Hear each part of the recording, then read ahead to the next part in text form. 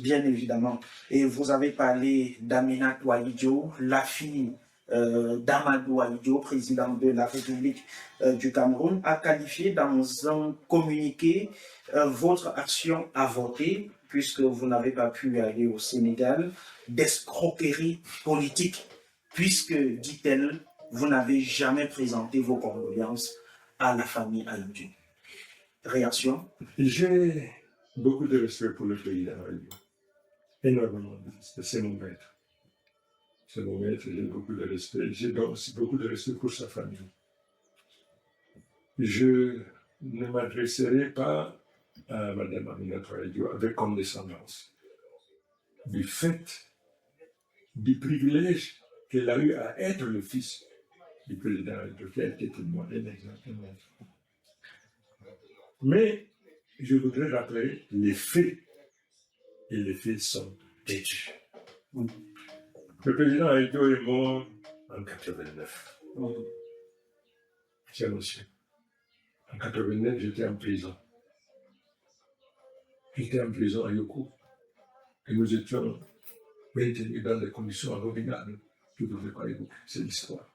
J'étais à Yoko. Comment voulez-vous que j'ai le don d'ubiquité d'être en prison à Yoko en 89 au moment où le président Ahidjo mourait, et aussi à Dakar pour présenter mes condoléances.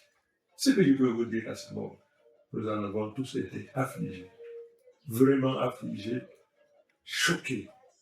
Et parce que pour nous, c'était un mur qui s'effondrait sur une porte qui ne pourrait plus jamais s'ouvrir. Pourquoi? Parce que tout au long de notre séjour en prison, nous avons caressé l'espoir qu'il y ait réconciliation entre le président Ahidjo et son fils, le président Biya.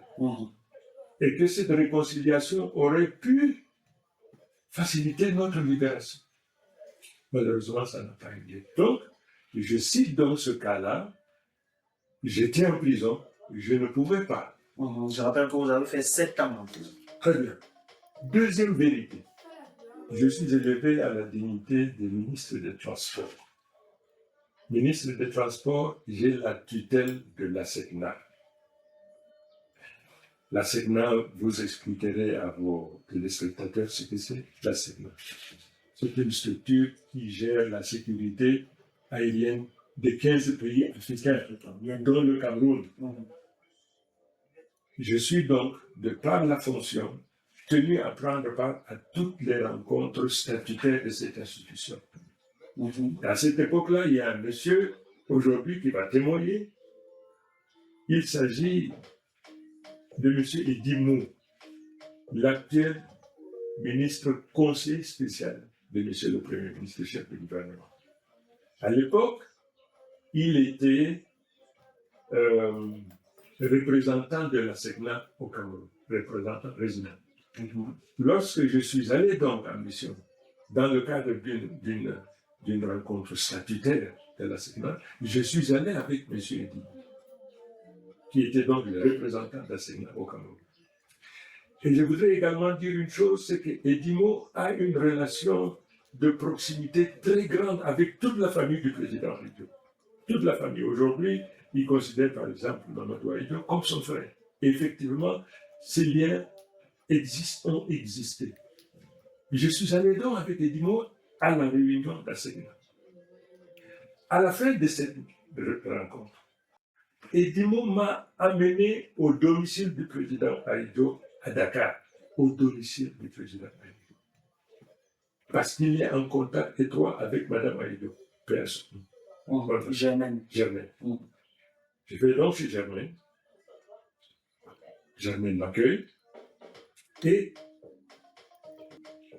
elle m'a dit un certain nombre de choses qui doivent rester secrètes entre elle et moi.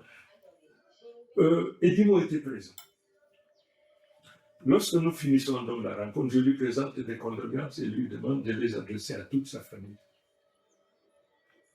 C'est pour ça que je dis que peut-être que Mme Amina Touahidjo a fait preuve d'une amnésie sélective.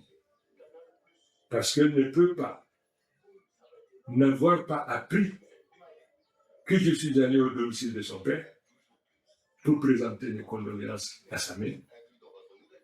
J'aurais bien aimé rencontrer également Babette que j'ai connue. Elle, maintenant tu ne connaissais pas, mais je connaissais pas.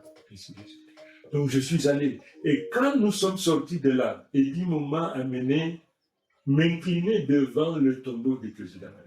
Nous sommes en 1992.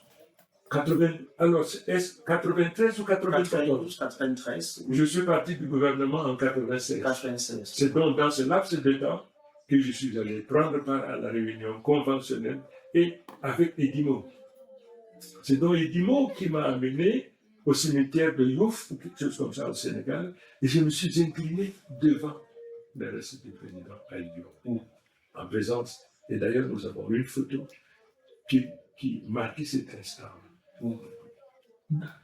Ensuite, à la mort de Germaine, je suis allé au domicile de Mme Aminata pour lui présenter des condoléances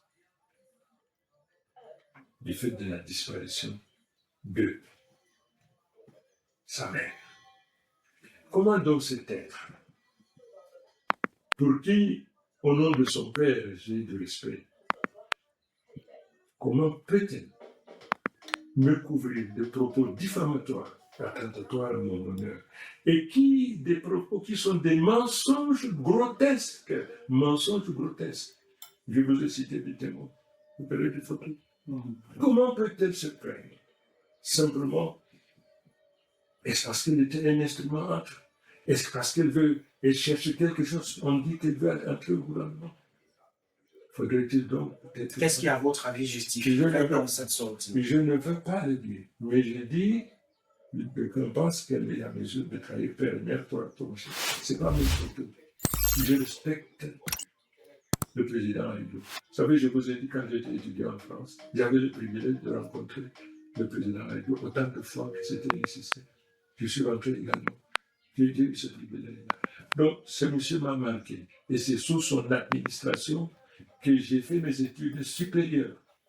Je suis ingénieur de 2 établissements, ferroviaire et universitaire. C'est sous son administration. C'est pour ça que j'exprime gratitude et reconnaissance.